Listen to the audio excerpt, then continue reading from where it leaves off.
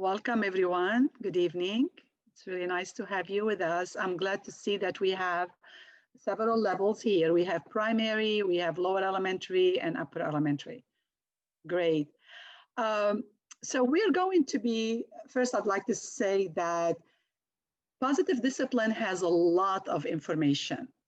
And I'd like to see this, to look at this session as an introduction, and then you can take it off from there and even do more. And eventually, if we see more interest, then we can schedule other sessions because it's a lot to give in one session. So this is like the first step to introduce you to it. I just want to share with you that about 30 years ago, I was teaching lower elementary. I was really having difficulty, like, why aren't these students listening to me? What can I do? And I heard about this educator who was coming to Houston to talk about her book, Positive Discipline. And I went to her workshop. It was an all-day workshop.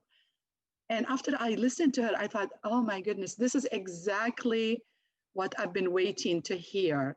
And I fell in love with this approach because I found it so much in line with Montessori. And then I immediately jumped on it. I bought the book. I read the book more than once. I read it every day.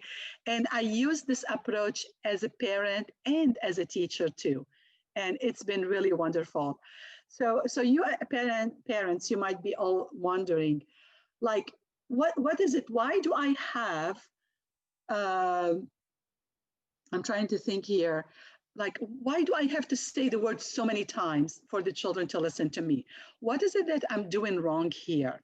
And there is so much that, or you think like, am I being too strict? Am I being too permissive?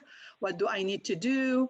So I found that positive discipline really guide us, and it really guided me to take an approach that is respectful, that is kind, that is firm at the same time. It balances kindness with firmness. And it's not permissive, it's not too permissive, it's not too strict, it's kind of balanced, it's in the middle. So we'll just, we'll start talking about it. And let's go to the next slide here. We have here all the parent education sessions that we have covered so far at St. Stephen's from September 17th until today, starting with Montessori 101, giving us the overview of Montessori, and then from there going to every level and talking specifically about the curriculum of that level. And today we are going to conclude it with positive discipline. Nonetheless, this should not be the end of it, but this is part of the series here that we've been introducing in parent education. Now, what are the principles of positive discipline? The first one, which is the most important one, that is, children are treated with dignity and respect. So, no shaming. If they make a mistake, we just learn from our mistakes. That is more encouragement, and that is encouragement, and that is respect and consideration for who they are as a human beings. So this is really, really an important principle. The second one is the children are treated differently but equally. What does that mean, differently but equally? So I remember that we look at the children that each one of them is different. But, Sally is different from Johnny. They need a different approach, but you treat them according to their needs. I remember when I was in the classroom, I would take a different approach with one child because that child needed that approach. And then if another one said something, and I always, said to the students, I do treat you differently. And they look at me, what? But equally, especially with older children, they get that. So as you tell, if you have more than one child, you can tell they are really different. But keeping the principles in mind, then they feel respected when they're treated equally here. When we use the positive discipline approach, the children learn responsibility. They own up to their actions, they learn how to do things, and they learn to be responsible people here. They learn the life skills in an atmosphere of kindness, firmness, instead of shame and blame here. So that's very, very important principle here. They learn how to manage their time. They learn how to take care of themselves. They learn how to communicate to people, how to be respectful. They learn all these executive functioning skills because they are involved in the decision making when you use the positive discipline approach. The main thing it is kindness and respect, and you want them to learn these life skills. You don't want them to go to college and bring you their laundry to do it for them when they come back home. So you teach them these skills from the time they were little. When they go, they may bring their laundry bag, but they do it, themselves. It's very important to learn how to take care of yourself, and we start with toddlers. Of course, how to do that. Um, Positive discipline does not believe in punishment, rather in finding solutions that involve children. Anytime there is a specific situation and you want to address it with your child, the approach that positive discipline takes is that you get involved in a conversation with them. Let's talk about it. Let's find solutions together here, as opposed to, this is how you should do it, or I'm going to take away your things because you did that. We'll be talking more further about punishment and whether or not it works and how it works too, if it works. So these are the principles of positive discipline. One of the things that they talk about also in the book, they talk about the significant 7 perceptions and the skills. These are developed by Jen Nelson, who is the creator of positive discipline, and also her co-author, Stephen Glenn. So these 7 strong perceptions. The first one is, I am capable. The sense of that I really can do things by myself. I am confident, I can do it. So that's a great perception of somebody feeling confident about themselves. They have control over what they do, and they feel that they're capable of doing things by themselves. And you see that perception is so important at any age level. You'll find it even with a 2-year-old. When you walk into a toddler environment, you'll hear the children saying, help me do it myself, or help me do it by myself. Because you want them to learn how to do things by themselves, because that develops that strong perception of, I am capable. And oftentimes you hear toddlers saying, I did it. I witnessed that so many times when a toddler was trying to, he was trying to hang an apron on the hanger. So picture a 2-year-old trying to do that. Just how the struggle and going around the hanger and trying to flip the apron over the hanger. And we're watching, we allow them to do that, because if we step in and take over, what am I telling the child? You're not capable of doing that. I'm doing it for you. We don't want to do that unless they're in danger. Of course, we step in, but we watch and we coach. And then I am capable, and at any age level. Same thing with older children. They're doing it, for example, a math problem, and they try, maybe they did not succeed the first time. You coach them to go back and do it. Or they're trying to explore something and they ask you for the answer. You would say, I really want you to try, because I don't want to take away that joy of discovery from you. But you're there to coach at the same time. So that perception is really important. The second one is strong perception of significance. What does that mean? That means I am important. I contribute in meaningful ways, and I'm genuinely needed. So that perception that I am needed, I belong here, I'm a part of this community, is so important. At home, it's really important to have the children be part of what's going on in the family, be part of the chores, be part maybe of making decisions, going on vacation, or doing other things, or cleaning the house, or preparing dinner, because then they have a sense of belonging. They have a sense that I matter. I am very, very important. So that's a really strong perception too. The third one is power or influence over life. I am in control. I can influence what happens to me. So you may not have control over what happened to you, but you have control over how you deal with it, how you react to it. That's a great skill that even we start with children, when we follow the positive discipline approach, that they can have that sense, that perception of themselves. The fourth one is the ability, the intrapersonal skills, to know oneself, to to have that self-awareness, to know how to regulate your emotions, how to use that understanding to develop that self-discipline, that self-control. That's an amazing skill, also an amazing perception that will help children so much, and as they grow up as adults too. And the next one, the interpersonal skills. How do I relate to others? How do I communicate with others? Am I being cooperative? How do I negotiate?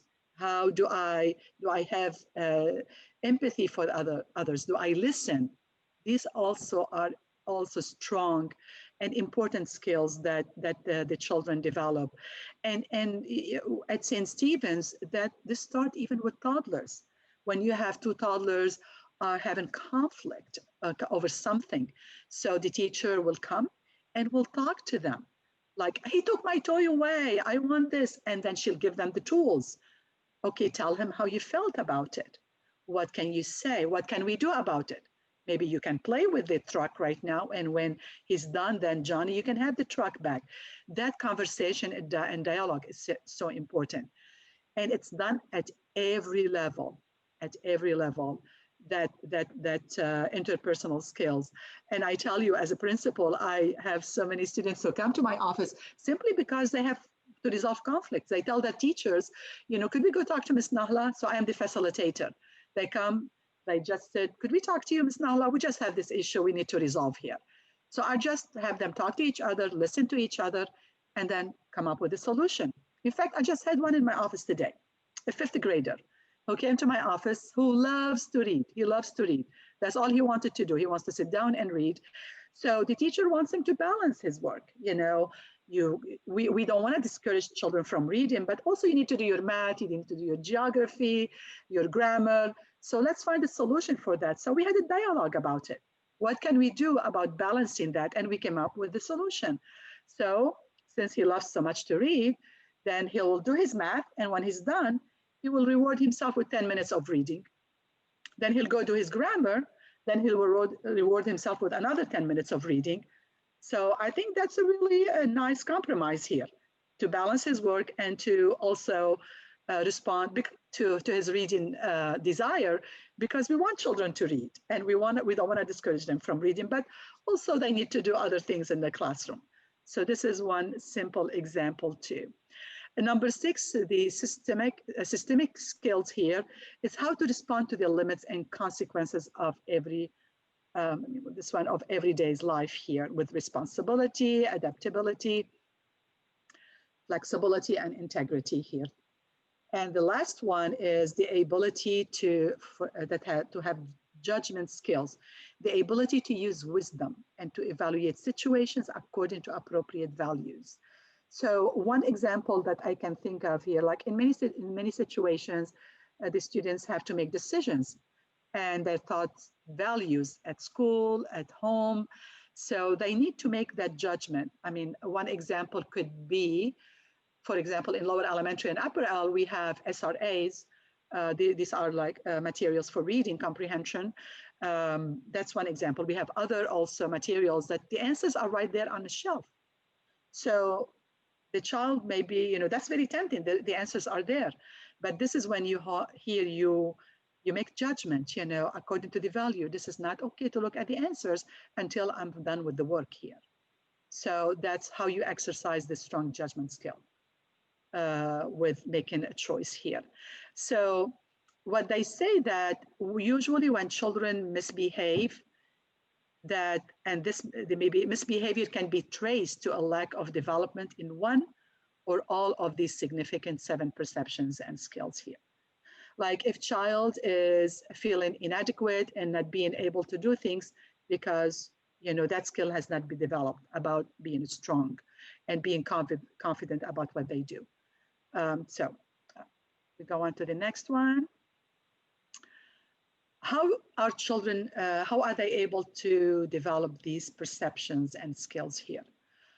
One of the things that we can talk about is how adults can provide opportunities for children to feel needed and significant. If we encourage families to have family meetings, maybe once a week, on special, could be Sunday, could be Saturday, when you can have a family meeting. You may have an agenda you can put on a refrigerator. Anything you want to discuss can be written and put there, and then you can have a family meeting. Usually you can start your meeting by acknowledging each other in the family to establish that positive atmosphere. Like you maybe acknowledge one child for cleaning their room, or for being on time to go to school, things like that. So acknowledge them for things that they've done, and then you can address issues you have in the family. Maybe you as a parent, um, you are tired of having your children leave their dishes on the sink and not rinsing them and putting them in the dishwasher. You can put it on the agenda to have a conversation about it. So involve them in the family meetings, involve them in doing home chores.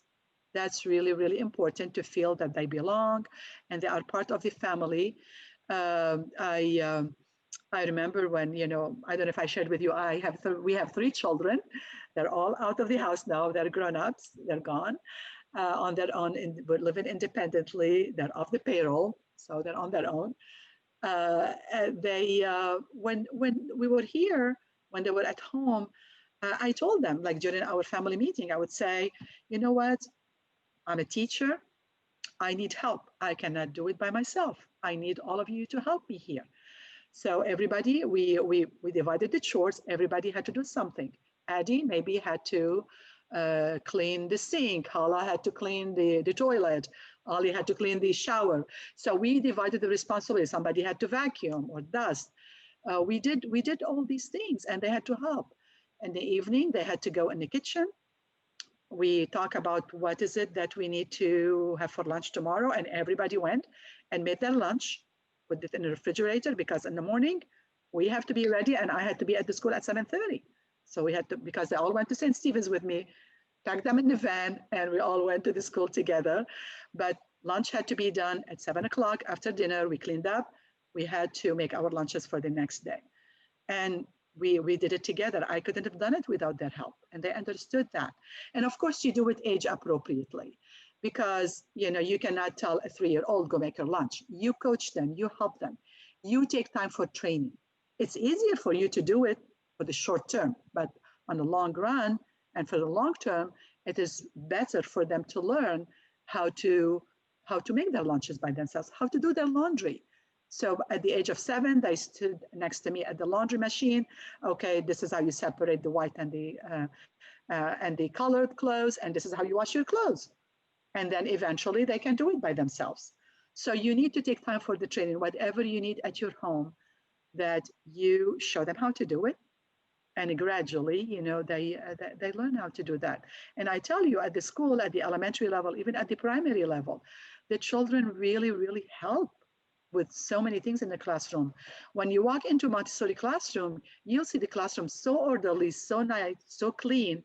The children leave it like that, because before they leave, everybody has a responsibility.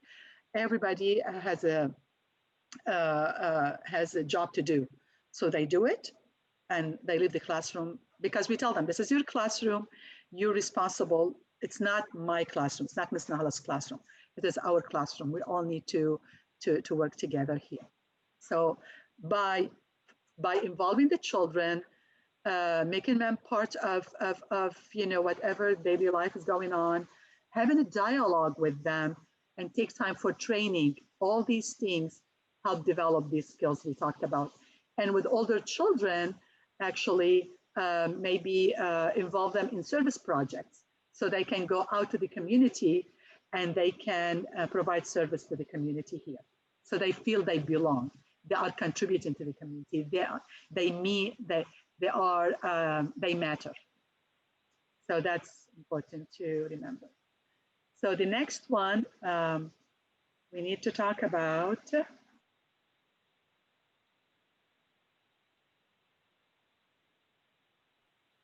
So the next one here we have the three main approaches for adult-child interaction here.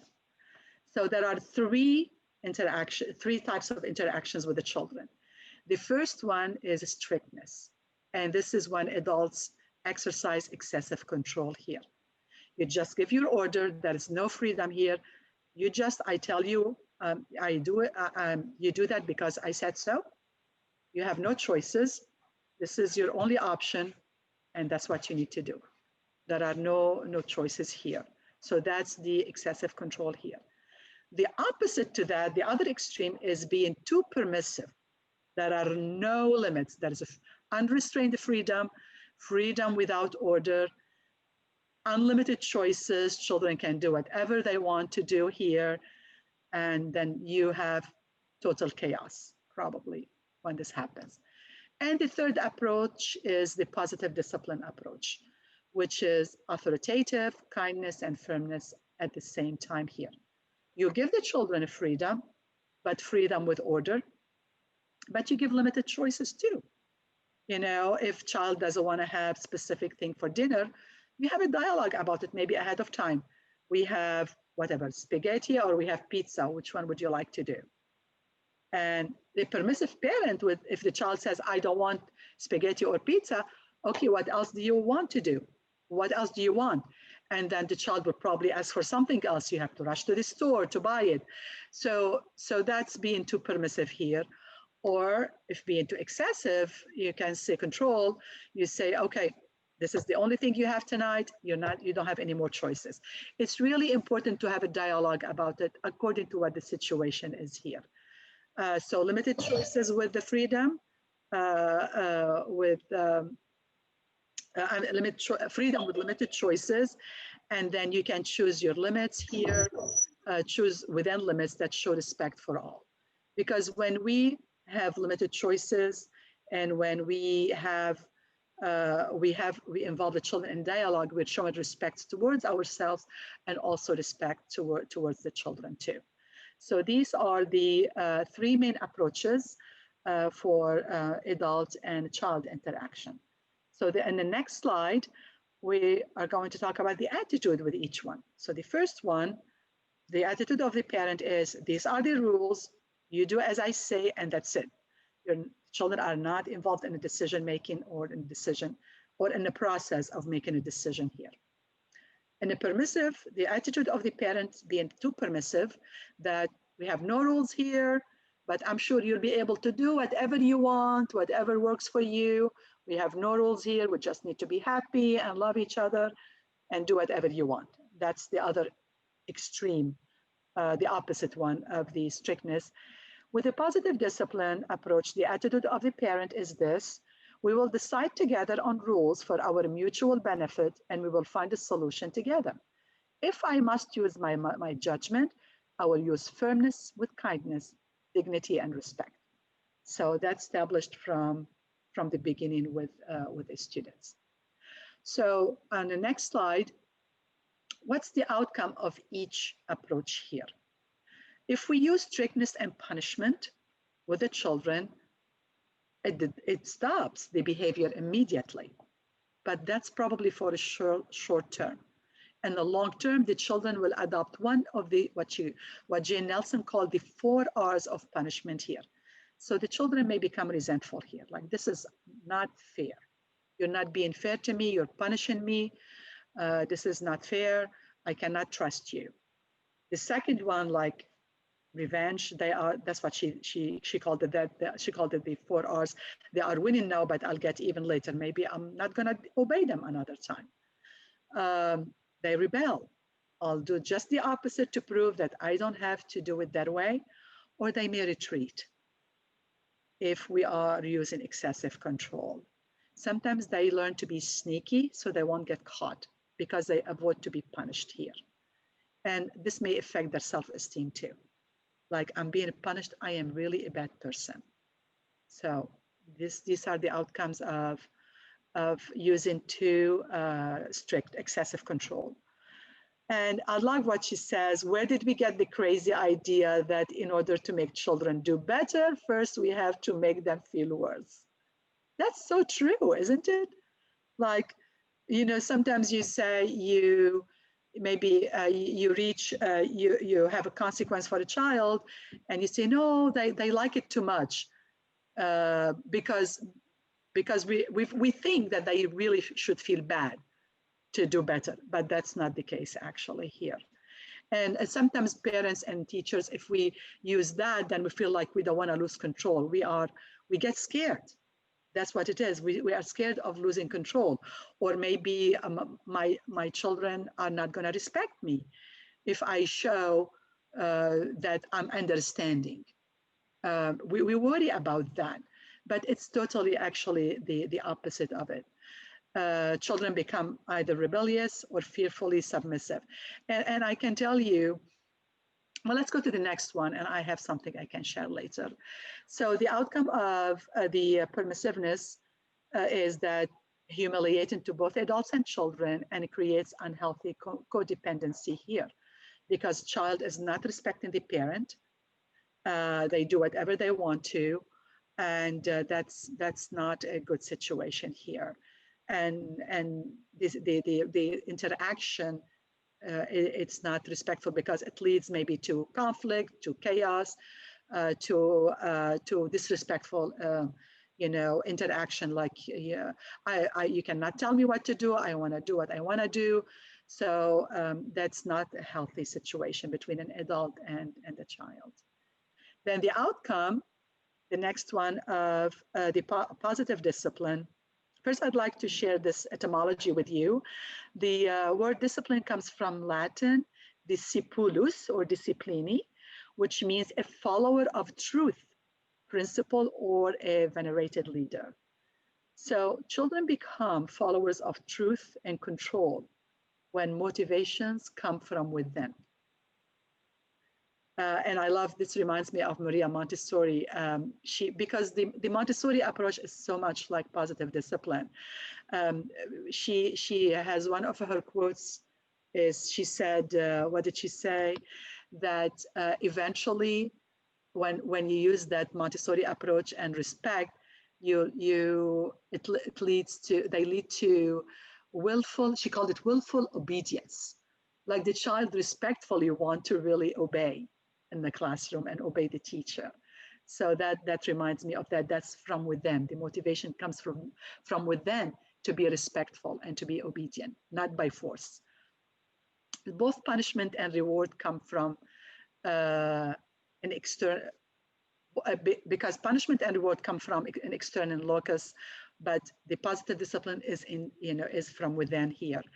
And sometimes people equate discipline with punishment, but because like saying, do discipline, but it is a follower of truth. The purpose of positive discipline is to achieve long-term results as well as responsibility and cooperation here. Okay, so let's go to the next one here. And these are the 4 criteria of effective discipline. Is it kind and firm at the same time? So if you are using a specific approach, you ask yourself, am I being kind and firm at the same time? Am I being respectful and encouraging? If you're doing that, you're following the positive discipline approach. Does it help the child to have a sense of belonging and significance? This is how you connect with the children. Is it effective long-term? Because as we said, that punishment works in the short term and has a negative long-term results. So we want to make sure that it has a long-term effect on the children here. Does it teach valuable social and life skills for good character here? Do they have respect and concern for others? Do they have the skills of problem solving? Are they accountable to have problem solving? Do they contribute? Are they cooperative? All these are criteria. These are the 4 criteria for effective discipline. And then on the next one, this is the 4 criteria for winning cooperation. So winning cooperation, this is an approach that encourages us to win children over as opposed to winning over children. What does that mean? So the first one, if there is a specific situation, let's say your child comes home, I'm trying to think of a specific situation. um, something happened at school and your child felt embarrassed about, maybe they yelled or they raised their voices about somebody in the classroom and they were embarrassed about it. So they come to talk to you at home about it. So how do we have a winning cooperation here? So the first thing, you express understanding of the child's feeling. Check to make sure you're right. So a child comes home to tell you that, you say, okay, so let me understand. So Mrs. So and so asked you to do something, you were upset about it, you yelled, and you felt embarrassed. Is that correct? Okay, I understand. So you felt embarrassed. So acknowledge the feeling. That's really important. Then you can show empathy without condoning, and you can say, I understand that's how you felt about it. You share maybe an experience when you behaved similarly. Maybe one time something happened to you when also you raised your voice and you yelled because you were frustrated with something. And you can say, this happened to me also one time. And this is how I felt. I felt really, really embarrassed here. So you can share your feelings and perception, and then you can have a dialogue about, let's focus on the solution here. What would you do if this were to happen next time? If, if Miss So-and-so asked you to do something and you were frustrated, what do you think you can do about it to avoid yelling or raising your voice when you're feeling frustrated here? So you may want to give suggestions, about that. So maybe, maybe you can, um, you know, take a deep breath and then say to Mrs. So-and-so that I'm really feeling frustrated. Could we please talk about that? Maybe you can talk to the teacher. Maybe you can count to 10. Maybe you can step away from the situation. Just to give them some suggestions. Really, the important thing is here, two things, is you're listening, more than two things, three. Listening, you're having a dialogue, and you are brainstorming for solutions.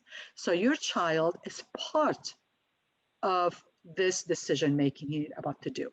So you're showing respect to your child and respect to yourself too. That's really, really important. And these are the four criteria for winning cooperation. On the next slide, um, there are several books here that are in the presentation. She started, this is her first book. This is the first book I read to her. I read for her actually, this one right here, but no, I'm sorry, it's this one. And then she wrote books, this one, A to Z book. It addresses all ages or level. It gives scenarios, like what do I do about whining? What do I do about making sure the children are ready in the morning and they're not being ready? What do I do about sibling rivalry? So this is a really good one for all ages. This one for the first 3 years, it just talks about the first 3 years. And this is a general one. And then there is one for teenagers also. So you can just pick the one that you want and you can read. And each one of these books, they offer these many suggestions here that can be really useful to implement. And these are the general principles of the books that you see. They enforce the message, you enforce your message of love. It is really, really important to separate the action from the message of love. I do not, so if a child misbehaves, it's very important for them to know that you do not approve of this behavior, but you still love them. That's important to happen. You're separating the human being from the action here, whether we're parents or teachers. As a teacher, when I was in the classroom, I made very, very sure that that was clear to the students, that my message to you has to do with your action, but it does not have anything to do how I feel about you. That's really important to do that as parents, as teachers here. The books also, they offer suggestions that they build on strengths, not weaknesses. They build on strengths, and then with weaknesses, you help them to work on their weaknesses here.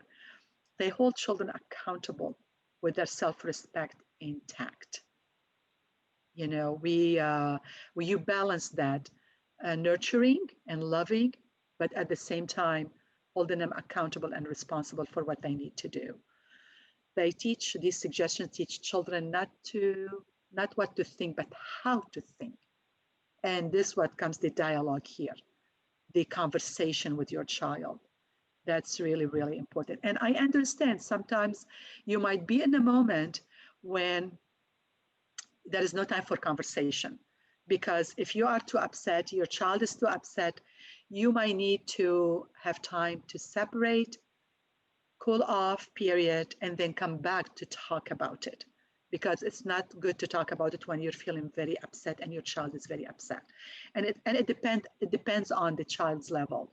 I mean, for a young child, for example, I would say like for a primary child or a lower L child, you can say, or even older children, you can say, like, you may say, I'm upset right now. I'd like for you to go to your room, try to cool down a little bit, and we'll come back to talk about it.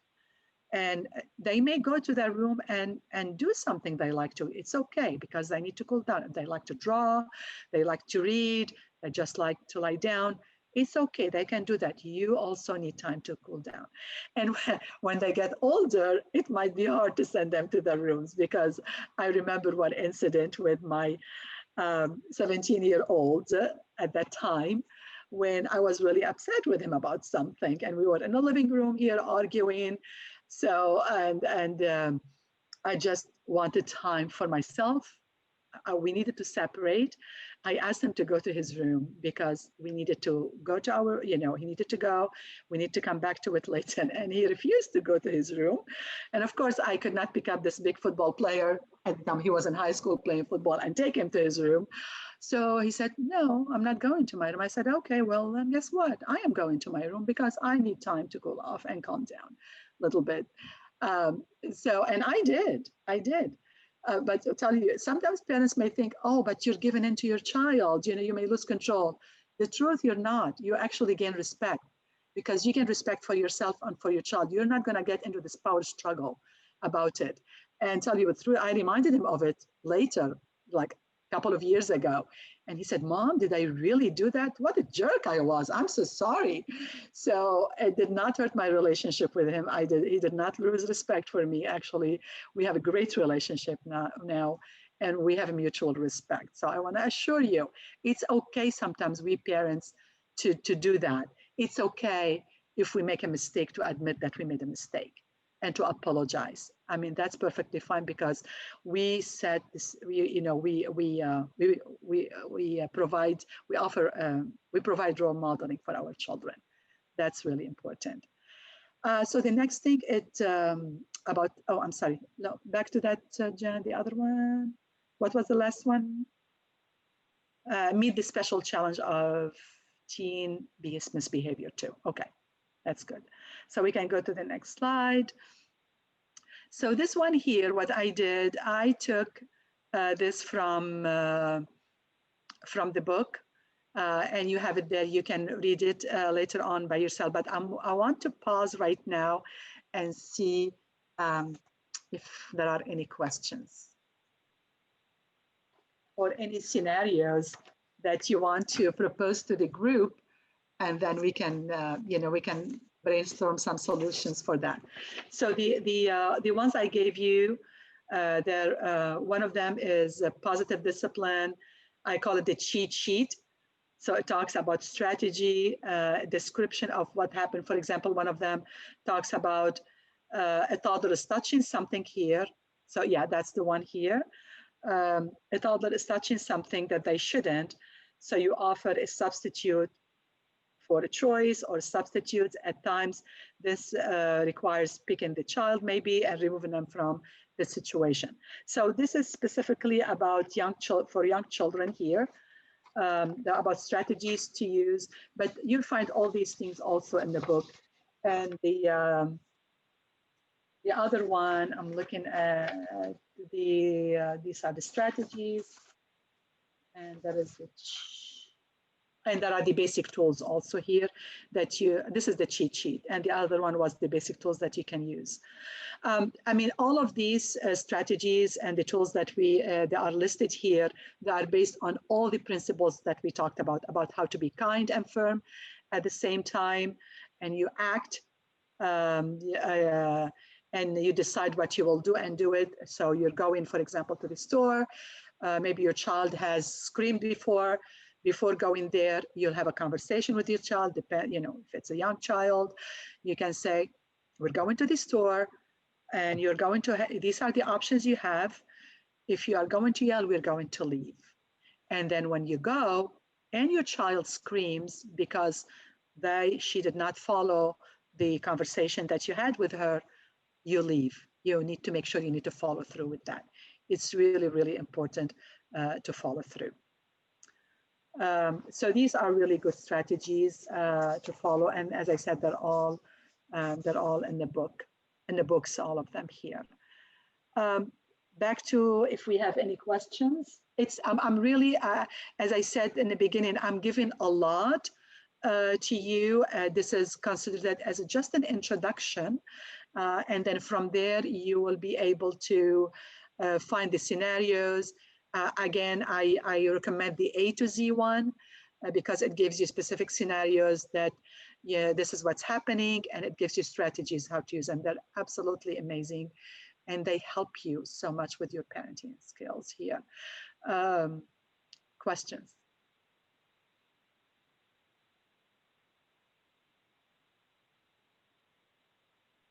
I don't have a question, but thank you. This is really helpful. Oh, thank you, Emily. I wanted to ask if you found this helpful or if you expected other things. I guess I just kind of shared some personal scenarios from my experience, and there are so many other scenarios also I can share, but we don't have the time for it. But that's why I was hoping that even providing this general intro, you found it helpful a little bit to just follow it with your children. You're welcome, Adrian. Thank you so much. Yeah. Any other comments or questions or scenarios? Your child's having maybe a scenario you can propose. You're having some difficulty with certain things that we can have a conversation about. Anybody's having difficulty with getting ready in the morning, coming to school?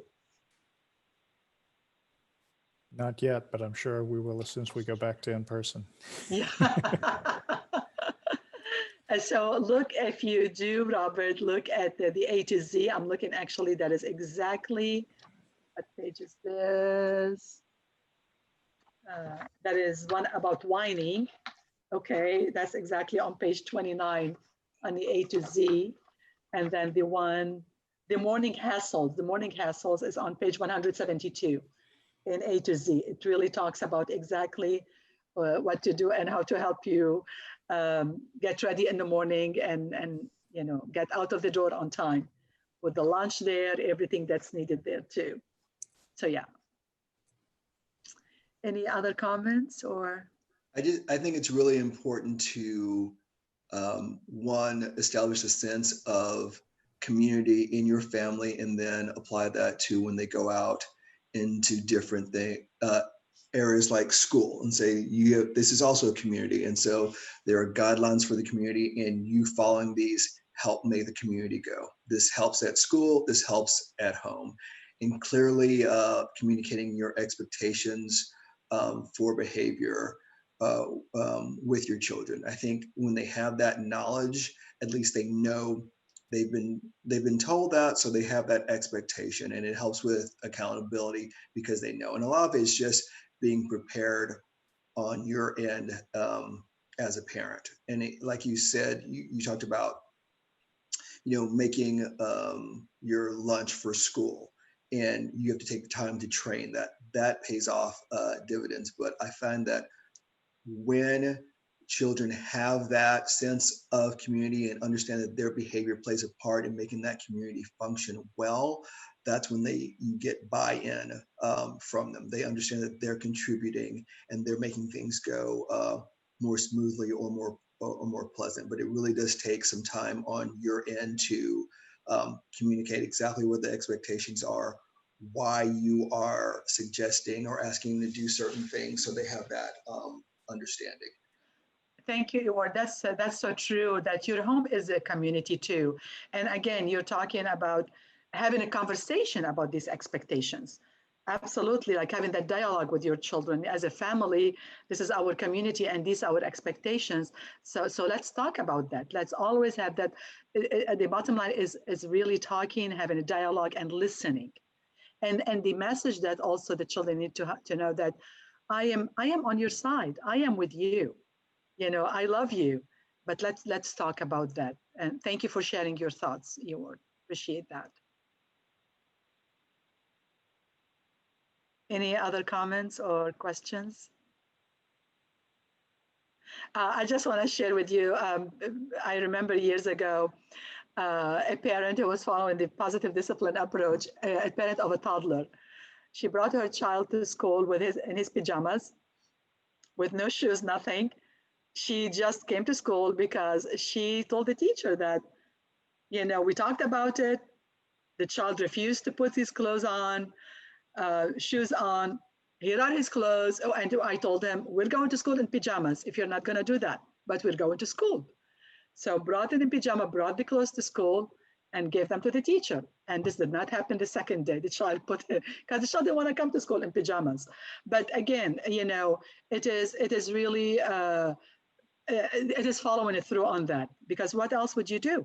Child is refusing to get dressed, right? Or to have the parent help also getting dressed. So that's really, you know, that's important too. So I wanted to share that with you too, as long as it's being respectful. Some other things we talk about in positive discipline is consequences. So we have like natural and logical consequences. So natural consequences, okay, it's raining, you step outside in the rain, you're gonna get wet. That's a natural consequence.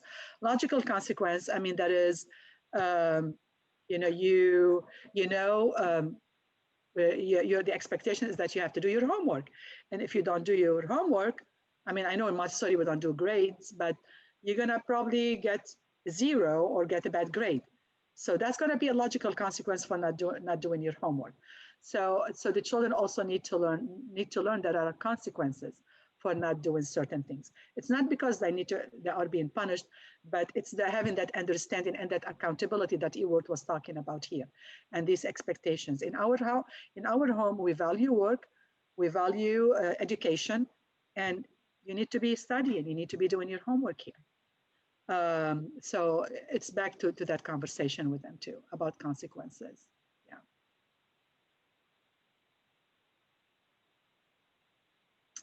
Any other questions or comments? Well, thank you so much. I'm glad you found it helpful. And again, this is just the beginning of it. So I encourage you to get the book or, you know, and start reading, and hopefully you'll find the answers that you're looking for. So tomorrow is going to be a fun day. We're all going to be there outside playing games with the children. And I know all of them are really excited and looking forward to it. I am looking forward to it too.